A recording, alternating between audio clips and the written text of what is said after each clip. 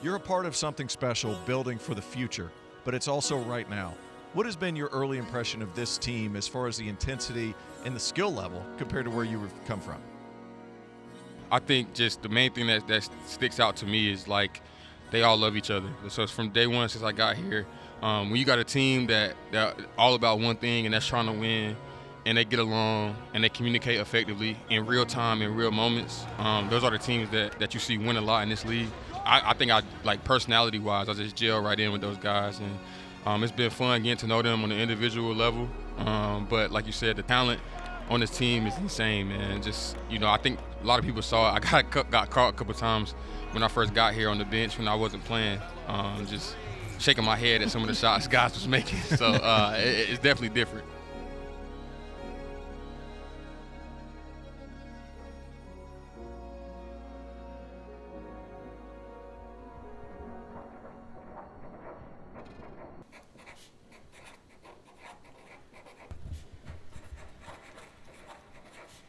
Well, winning kind of covers over everything. I wouldn't mind if the Hornets won by 1 point every single day, but the way that they win is just incredible. These guys do not let the foot off the gas. They win by 20 every single game, and they're relentless about it. And they do it on the road, and they do it consistently. And no matter in which they do it, with smiles on their faces, with an extra pass, not being in a hurry, but making sure that everyone kind of gets fed, I think that's totally sustainable, and that's what made me a believer. The expression has always been steal one on the road. Hornets haven't been stealing anything on the road. They've been absolutely taking it. They're walking into buildings with their chests puffed out and saying, we're the better team. I feel like when teams are good on the road, that means they just have good togetherness, and because on the road, it's really you against everybody. And I feel like we take road dogs serious. On to the next one, on to the next one, on to the next one. This is the deepest team that I've seen the Hornets have in the 11 years I've been here. Coby White has changed everything. This is the most exciting game I've been in. Feel me? This is the game I'm most excited for. We got the whole game. Put the camera on him right quick. Now put it back on me. We got Musa back. Hold on. Put the camera right there. And then put it back on me. We got him back, and then you put the camera right there. It's home. Feel me? Come on now. I know I told you this. I think the important thing for you to know is like when we traded for you, it wasn't about like, oh, he's a good basketball player, let's just get him. It was like everything. Front office was like, when they called all of us and told us, like, we're getting this guy for who he is as a person. He's about Carolina, he's about what we're trying to be about. We love like the fact that he's gonna have great moments, he's gonna have some low moments, but how he responds is like what we really love about him. I just thought it was important before your first game with us, like you're prepared. You don't need to think about anything except pooping. It was fun. I had a joyful time. To me, I felt like I fit right in. Hey, hell yeah. Great victory, great road win. That game was like a prime example of Hornets DNA in terms of like humble confidence. Like knowing how good we are, but if we do not play hard, if we do not play together, if we do not play the right way, we ain't it. Okay, and we can be beaten on any given night, but we have to play the right way. I remember talking to you in Charlotte about Knipple as an opponent. What's it like? What have you seen from him, and then playing alongside him tonight for the first time? What was that like? It's different, man. I'm gonna be honest when I say this. In terms of shooting that ball,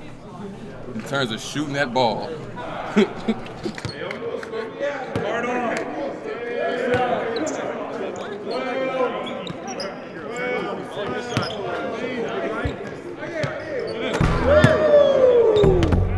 The minute he comes down the floor, everyone on the defense has to say, "Where's Knipple?" It's not just that he's like a bulk chucker. He's a guy who makes the vast majority of his shots. So he can't be open, and he's smart enough to know that when he's got the ball, he has got at least two people's attention on him, and that means that someone's going to be open. He's got the brain, and he's got the ability to get the ball to the open shooter, and it just changes everything. This is history. Got it! The new rookie record holder for three-pointers made is Knipple. Just a little bit of Con has drastically changed everyone's life on the offensive side over the last 72 games. I get the bucket. Yeah, get the bucket. I got the bucket.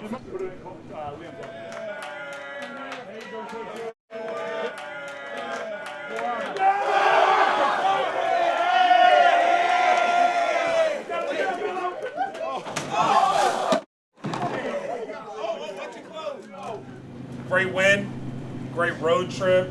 To go 3-0 on that road trip, for us to continue to kind of lock in and keep building our habits. Like the cool thing about this group is we're still not like a finished product. We still have so much room to keep getting better, and you see the growth every game. And we got to keep kind of buying into that. Like Brandon said, we got to find the consistency with all of our habits, because that's what we're going to fall back on, okay? On another note, Tom Knipple.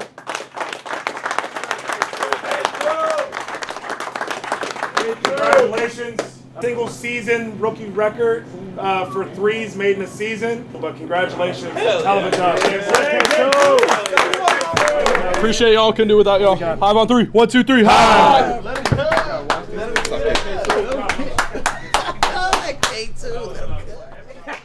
How'd that water bath feel? Oh, smoky. There it is. I was all right. Not expecting it. Got a lot of water in the eyes, a little bit in the ear. Yeah, it's cool. I think more so just like my teammates embracing me. A rookie, you never know what to expect. And so it's cool to be able to step into a big role. And, my teammates believing in me, the coaches believing in me. That's really what this is about. I know I go to college, but hey. Making his high debut, Coby White. And he has been fantastic. He has taken the Hornets from what I thought was kind of a middle tier team in the way they closed out quarters and halves to a team that's one of the best, and it's all because of him. Yeah, I mean, when you're on those streaks, you could feel a flow. It feels like you're just in a flow. You know what you're doing on offense, you know what you're doing on defense. So it's just good to be on this side of a streak this time. Let's not focus on the score. Let's just get better. The conversation in the locker room is good, Hey, what we doing with that Chris Middleton back down? Like stunt and get back? Shots, not turnovers. It's either a rookie talking, a vet talking, everybody's listening. I feel like that's what makes us special, because Sion could be giving Melo some advice on something, Melo could be giving me advice, and nobody's getting mad. All that, and still another 25-point quarter. Stay focused. They have 48. Exactly 25. Yeah, 25. When y'all see me posting up like this, a lot of times it's either shoot the ball or drive. The drive is wide open. Like the same way Sion got it, like it's wide open drive. We're gonna have disagreements, but at the same time, we still got to come together and figure out how to win. I always like to talk at halftime just to calm people down. That's kind of me and Pat's role. EMD. 0-0, man. 0-0. Hey, they're trying to muck up the game. Yeah. Don't let it frustrate us. That's their only chance. Yeah. Look, we all feel like we should be beating them by more. Don't play the score. Yeah. Keep doing what we do. It'll take care of itself. That's my bad. It's me too. I've got frustration. So yeah, it's just different. It's different ways to talk to each other in the locker room. Come on, we built for this. We equipped for this. Let's have a great night. Bring that competitive spirit and do it together, okay? Hive on three. 1, 2, 3. Wednesday night's win against the Boston Celtics. What do you say? They went on the road, second night of a back-to-back, and destroyed one of the best teams in the NBA. A team that just had the greatest offensive rating single game in like 50 years, held them to 89 points. I just think it's a young team that doesn't know that they're not supposed to be this good this fast. I just think that the way that they flip the switch, it's not a fluke, it's real. And I think the rest of the league has seen it. And those teams at home, when they get rolled over, and the fans who are just stone silent in the fourth quarter, they see it. Us coming into a game expecting to win instead of hoping to win, and us bringing the fight to whoever we're playing against, that's Hornets basketball now. That's the first thing that I probably noticed beginning of the season when I thought this team had a chance to be special, is even when the Hornets were kind of going their funks, the second game of back-to-backs, which normally should just be for most NBA teams, are, okay, we're not going to do it tonight. It's too hard. It's a schedule loss. That's one of those terms. And that hasn't been the case with this team. And I do think these are a bunch of diligent guys who not only are paying attention to their coaches and understanding the game plan on a quick turnaround, but also paying attention to their bodies, paying attention to the training staff, paying attention to all these different things that are there to help them be available with their legs, with their mind, with their hearts, with their bodies, to play night in and night out and put up huge numbers. So as part of my job, I work with the entire performance staff, so athletic trainers, strength and conditioning, nutrition, psychology, sports science, and we all kind of collaborate together to create a holistic system for these athletes to ultimately be able to stay on the court and train and play basketball, which is the main goal. Cass's energy, she lights up the room. If you know her, she's a grinder. She works not only just to challenge herself to always up her education levels, not just across her sector, but also others. Yeah, it's super important. I think for me personally, when I was a younger player, the mental side of the game was my biggest hurdle for becoming a good to great player. So, just having someone on staff here that can help all the players master that side of the game is important. I don't think people realize how much of the game is mental, so when you have that edge on another team or another player, it's a huge advantage. And Dr. Rachel does a great job of helping us with that and giving us all the resources we need. Right now, I am making some smoothies for the guys post shoot around. I got one for Sion coming up as he gets his recovery in the tub. Remy is the best dietitian in the league. Oh, wow. This is her office, as you can see. She's always working on something. Right here, these things she makes, fire. If you need a smoothie, she hooks it up for everybody. Best in the league. Yeah, Elite. I appreciate it. Thank you. Isn't that right? How is it that we help your boy? See? Your See, she's not even like hearing what I'm saying. She's so locked into the job. I'm so Best dietitian right here. look at the way he's eating. She makes these peanut butter M&M balls here on game days, and this is something I look forward to every game day. Just measuring our workloads, I'm pretty sure, by doing all those jumps and everything, like through our games, they get an understanding of how tired the players are. It's super important, depending on, what the next day gonna be, being able to understand, how much work we can put in after that, or depending on how high of an intensity it is of a day. Very important, actually. It's very, very important. Robin keeps our bodies ready to go. I mean, without Robin, my body would be in a bad spot. So I'm very appreciative of Robin, and I love my massages. Spin the other way. Spin the other way. Say hi, wave. Hi, guys. Okay, cool. Can you go with Michaela? It's my best friend. Whatever you need, that's who you hit up. Michaela, and she's gonna get it done. Whether it's tickets, workout schedules, player schedules, meetings, announcements, whatever you need. Michaela Hernandez. That sounds like commercials. They all take care of us and make sure that we're right in different ways so that we can perform on the court and smile.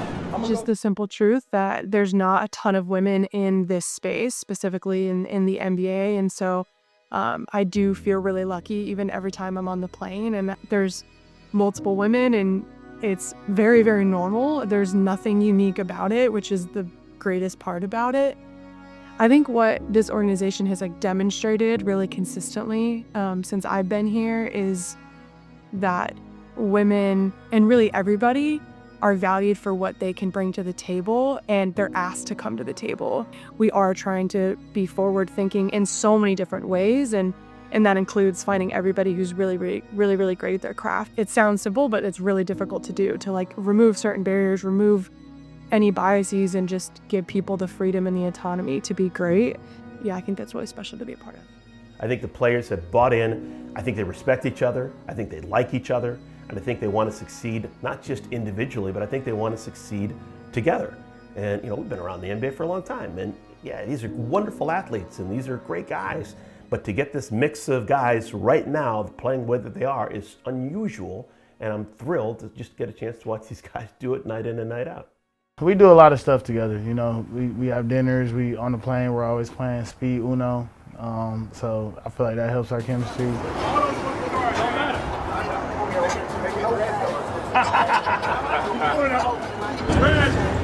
We played all year. We started playing it at training camp, at nights after 2 days, and then it got traction as a game on the plane. And it changes who plays. Grant, Brandon, Melo, Miles, and me have been the regulars from the jump. Con has been consistent since probably a month into the season. Sion, Ryan, Liam, kind of mix in and out. Got a green skip in there. Out! Come on! How many you got? I don't got the most. Willie got one. Millie got -1. Look, Khan's competitive, and he's got a quiet confidence about him. Oh, start chaos. I love it. It comes out in anything he does, and in Speed Uno, it's no different. He competes, he wants to win, and I think I might have said it at some point throughout the game, but you can see a side of Khan that a lot of people haven't seen, which is fun, and it brings out the energy at the table, that's for sure, especially when it comes to Grant. Yeah, it's such a good side of Khan. This is what I imagine's in Khan's head during like games.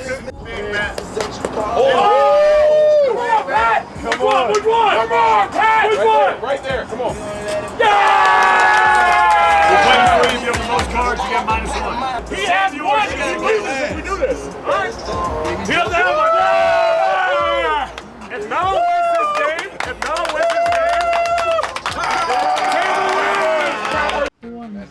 I did. I won them. Don't lie. He gave me the game. Clapper basically just did it over. Bye, y'all. Bye. It's raining so bad. First game is for pride and to pick the box, and that's the real winner. Second game, you get to pick to switch seats. There were a few alliances made, there were a few double crosses happened. Sion won the second game and he's taking Grant's seat, so Grant will be standing next flight. That's what he deserves. We both had 2 wins, and Melo proceeds to win. And you know what? I would do it again. I would too. I would do it again. I'd do it again. The problem is we should have done You know what? I'd do it again. Yeah, I'd do it again. I don't think we made the wrong I'd do it twice. In terms of high performance, togetherness is essential. It's not a nice to have. And I think this staff and group of guys have done such a good job of understanding that. Like, this is essential to the fabric of who we are, and even just encouraging players to connect with each other. I mean, how, we've set up some things for like the rookies to make sure that they're connecting with the older guys and constantly encouraging people to spend time with each other. I think when you build that kind of social capital, you can spend it on the court. You can say what you need to say, however you need to say it, and there's such a deep foundation of like, we're all here for the same thing. There's just such a different level of respect amongst people, and so when the time comes, like, you just trust and respect the people that you're doing something with. That's very, very difficult to do.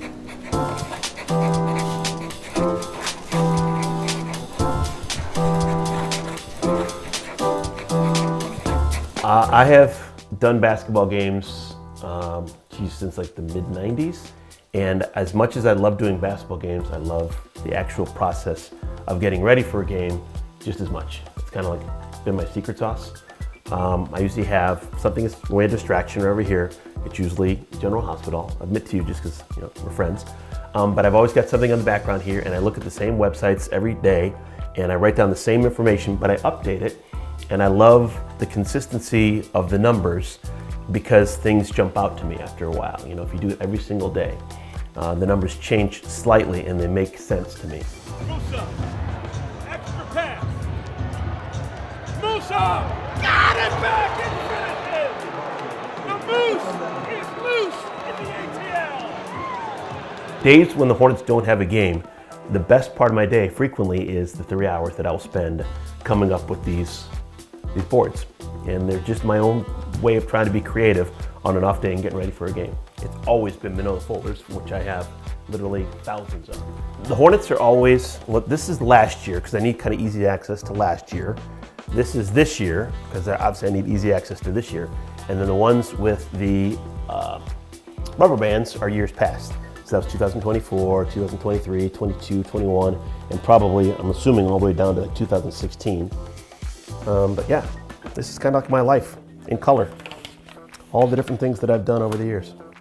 How many languages do you speak?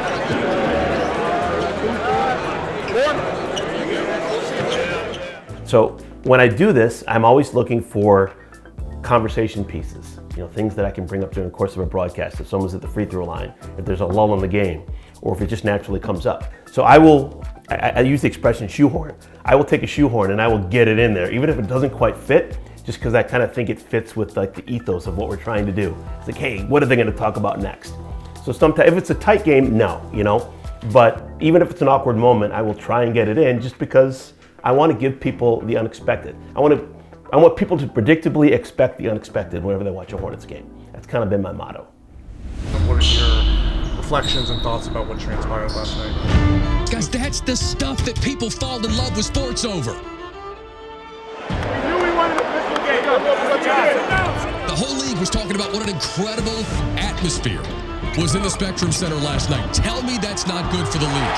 Tell me that you don't want it every night.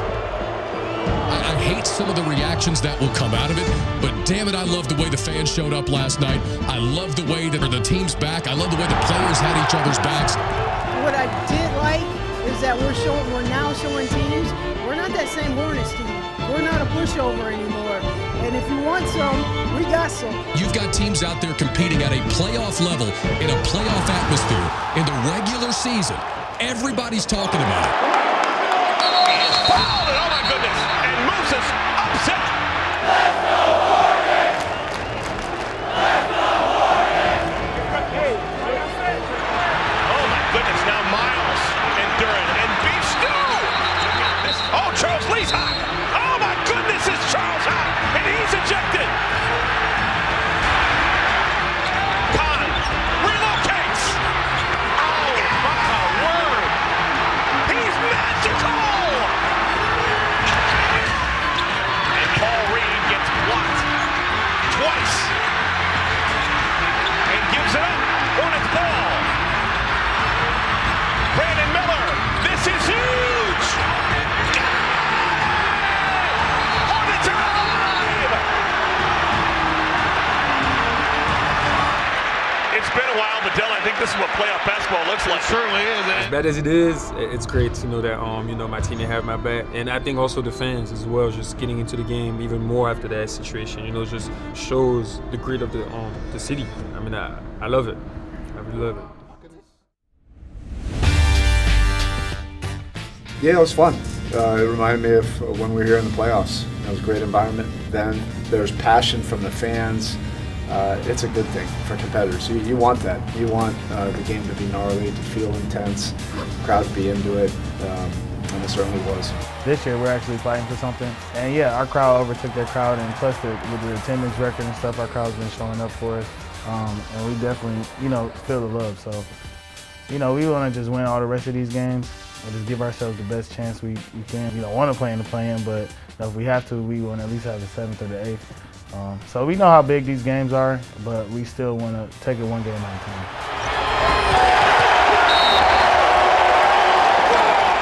But more importantly, the man of the hour.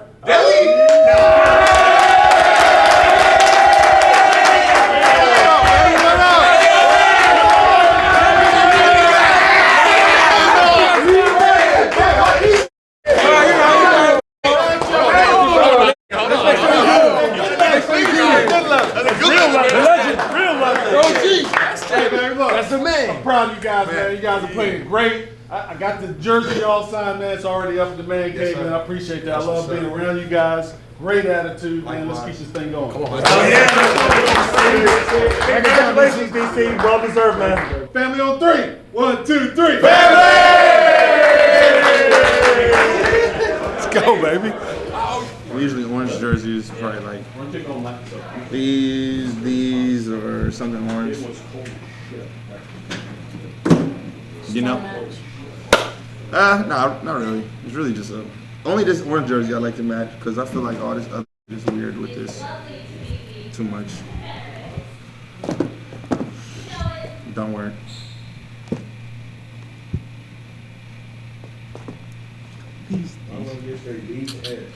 All the other colors though, free game. A lot of shit go with teal for real, I feel like. Randomly. What's your favorite? No favorites. It makes too many of them. They all too tough to be my favorite. Yeah, I don't have a favorite. The line keeps getting longer. Yeah, I'm about to. It's gonna stop right there. They're gonna get mad if it go all the way to Miles. This Hornets team is real. It's been consistent for 2 months. This is a relentlessly powerful offensive team that wants to win together, I'd be terrified if I was Detroit or Cleveland or Boston. You know, they've got experience on their side, but the Hornets have youth, and the Hornets have optimism, and the Hornets have momentum. Come on, y'all. Jump out on them this third. We down 10. What can we do better? Hey, let's work on these stops. Keep going. This third quarter, come out. Stop. I swear you're gonna quit. So we have a situation like this in a couple games in the playoffs. You can easily give a game like this away, so let's play the right way. It's like the last 2 minutes we be taking our foot off the gas. But I just keep watching the Hornets win by 20 points. They've been as consistent as a metronome. Can they do it when the lights are the brightest? You know, can they do it in the play-in? Can they do it in the playoffs? It's going to be fun to watch. You know, this team is really, really good, and they're consistently good. You know, not up and down. This is like every single night. They're good, and it brings a smile to my face. The quote of the day today was, anybody that's going to push you loves you more than anybody that's going to let you stay the same. And so when we coach you, when we love you up, when I talk to you about, are you tired? You're taking a long time to get to your spots. That's not me personally attacking you. That's trying to help our team be better. That's trying to help you be better. Help us execute better. We have standards. We respect one another. We care about each other. Okay? We're all going to bust. We got to be in this thing together if we're really going to accomplish what we want to accomplish. Okay? Get on 3, 1, 2, 3. Together. Yes, sir. Good job.